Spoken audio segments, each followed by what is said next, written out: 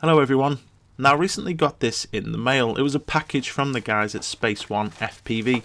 I was surprised when I opened it up. I had a full basic quad setup with motors and frames, props and ESCs and even a flight controller. So I thought I'll show you today us putting this together, and we'll put the motors on the test bench and see if they're any good, and then we'll take it outside for a good fly. So thanks to SpaceOneFPV.com for sending this out to me. This is the SpaceOne frame, or S1, which is a X-configured frame. And as you can see, it's actually a unibody, so there's no bolting on of the arms here. Some people get scared by the thought of a unibody in case they do break an arm. But touch wood, I actually haven't broke any of my unibodies yet. I've been flying with the bird's eye frames for well over a year now and not actually even broken one, so I wouldn't even worry about it now. The quality of the carbon is actually quite good these days. Now, as you can see, I'm really struggling trying to get this out of the package. The guys actually vacuum pack it in some sort of bubble wrap. But as you see, it comes out lovely and shiny here. And we can see we've got some decent quality carbon on the go. The bottom plate is made up of a 4.5mm carbon. And then the top plate is actually made out of 2mm. You do also get two side plates to hold on your camera if you don't want to use the original camera mounts. SpaceOne also sent me this rather nice lanyard here for my radio, and I've been using it ever since. I did have a cheap one that I got off eBay for a couple of pounds, but it was always cutting into my neck and it was all black, and I actually lost part of it, so thanks very much for that. The ESCs that they gave me are 20 amp. They basically look like the Little B 20 amps, but they're just rebranded with the SpaceOne logo. In another package, they actually sent a PDB. Now, the really nice thing about this PDB is it not only has the 5V out, but also a 12V out. And the soldering pads are rather large, so you can add many different things to those pads should you wish to. Now, you may notice that it's not perfectly square. There seems to be a part on the bottom here. This has just been left on from manufacturing. If you do get one like this, then you can just give it a quick bend and it'll just snap straight off. SpaceOne also sent me their new motors, which are 2205 2600 kV. So we'll put these on the thrust bench and see how they perform. Now, personally, I'm not a big fan of high kV motors. They just pull too many amps and aren't very efficient. It's worth noting on the bottom here, you can see that the shaft actually protrudes down, so you need to make sure that your frame does have a central hole where the motor goes. So let's get this on the test bench. I'm going to use a 30 amp Little B, flashed to BLHeli 14.6 with medium to high timing. The battery that I'm going to use is a 4-cell 1800mAh 75C ACHI. And the first prop on the motor is a HQ 5040 tri-blade.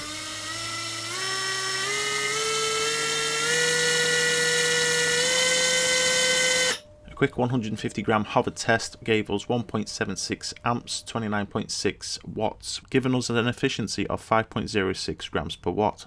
So now let's try a full power test.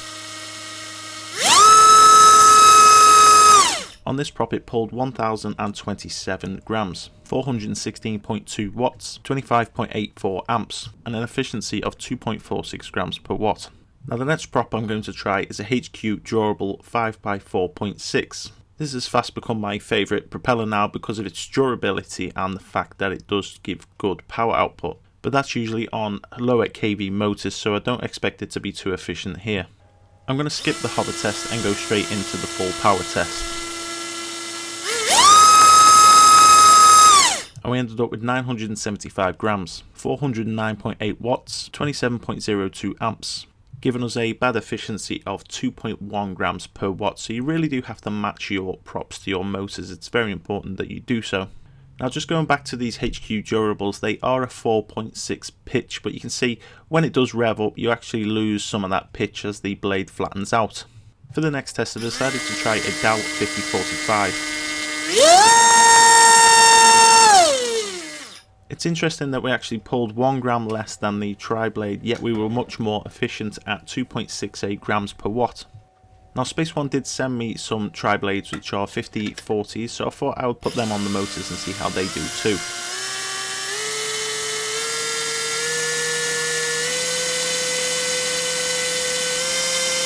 Now, these tri-blades pulled 29.3 watts, which is 0.3 less than the HQ tri-blades, and 1.74 amps, which is 0.02 less than the HQ tri-blade, giving a slightly better efficiency of 5.29 grams per watt.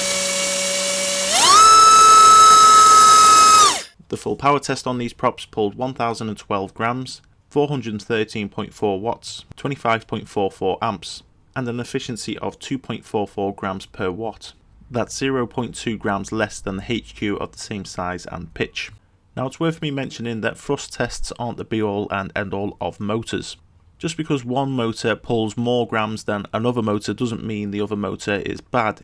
In fact, I've thrust tested motors that were around 1200 grams each, and when I've actually put them on a machine and flew them, they felt actually really horrible and had no low down torque. So there may be a case where you use motors with less thrust, but you actually have a better flying experience because of the way the power is actually delivered.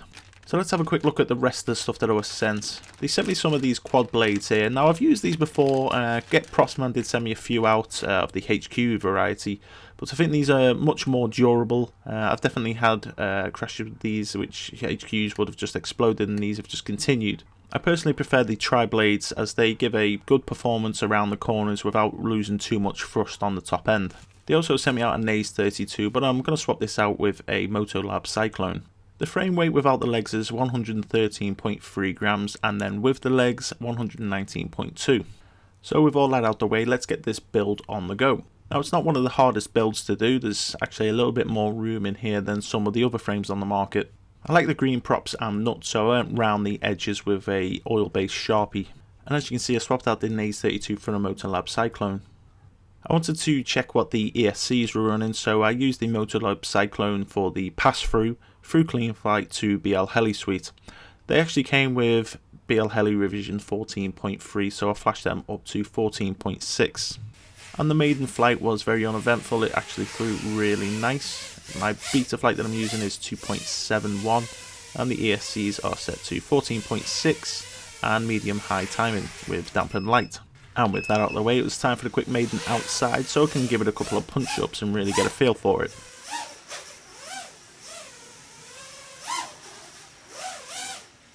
And as I expected, it flew really nice. I didn't have to really change anything in the settings. And once I finished it, we managed a 346.5 gram machine. That's with a rather large RX and a Runcam OWL and an FX79 VTX. Now we're not having much of a summer here, so fortunately I've found this warehouse to actually fly in, and we set up some LED gates. Now I'm not carrying a GoPro because I'm definitely going to smash it up in here. It's all concrete, so I'm just going to run with the DVR footage. Now it is really late at night, hence why it's black and white.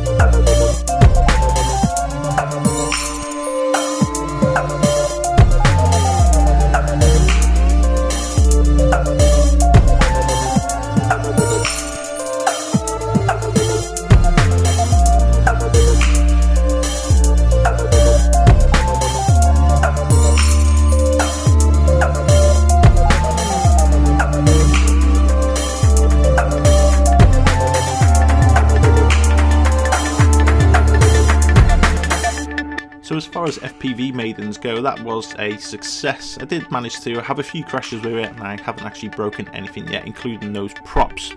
In fact, I was the only person left flying that night because my Runcam OWL Plus was performing so well. It was outperforming all of the HS1177s. The frame gave a very predictable and smooth linear flight. Obviously with it being an X frame, I expected that. The motors themselves are very nice, good quality, and give a nice smooth power delivery. So that's it for this video. Stay tuned for some flights when I actually attach a GoPro.